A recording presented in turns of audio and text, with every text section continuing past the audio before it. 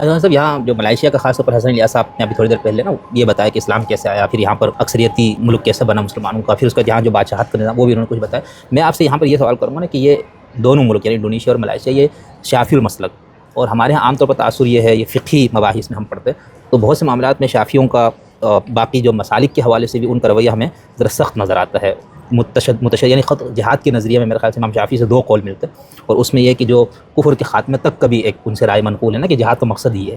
تو لیکن ہم یہاں آ کے تو ہمیں ایسا لگا یا تو شافعی مسلک میں کوئی تحریف ہو گئی ہے یا یہاں کا کلچر کا کوئی اثر ہے۔ تو یہ کیسے ہوا کہ انہوں نے نہ صرف یہ ہے کہ یہاں پر میں جیسے دیکھ رہا تھا مختلف مذاہب کے یہاں پر ثقافتی ساری نشانیاں انہوں نے بہت محفوظ کر کے، کہیں پر مورتیاں ہیں، کہیں پر یہ سب کچھ، تو یہ کیسے ان کے یہاں آیا؟ یہ رواداری، یہ برداشت، یہ اس فقہی مسلک کی وجہ سے ہے یا یہاں کے کلچر کی وجہ سے، یا کوئی اور وجہ آپ کو سمجھ میں آتی ہے؟ شافعی مسلک جب وجود پذیر ہو رہا تھا یا یہ مسالک وجود پذیر ہو رہے تھے تو اگر آپ غور کر کے دیکھیں تو یہ اس وقت کے عالم اسلام کے دل میں وجود پذیر ہو رہے تھے۔ وہاں جزیرہ نما عرب میں ایک بڑا انقلاب برپا ہو چکا تھا، رسالت مآب صلی اللہ علیہ وسلم کے ذریعے سے ایک نئی دنیا وجود میں آئی تھی، پھر صحابہ کرام کچھ اقدامات کر رہے تھے، اس وقت شریعت کی روشنی میں آپ طابقاً نال بالنال آگے بڑھ رہے تھے۔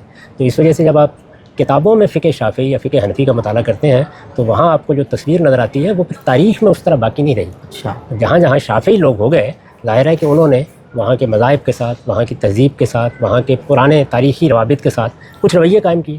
ہندوستانی میں مثال کے طور پر دیکھیے کہ حناف جب آئے تو ان کے بعض فقہاء نے اصرار کیا کہ یہ مشرکین ہیں، ان کے ساتھ وہی معاملہ کرنا چاہیے، مشرکین کے بارے میں قرآن میں لکھا ہوا ہے۔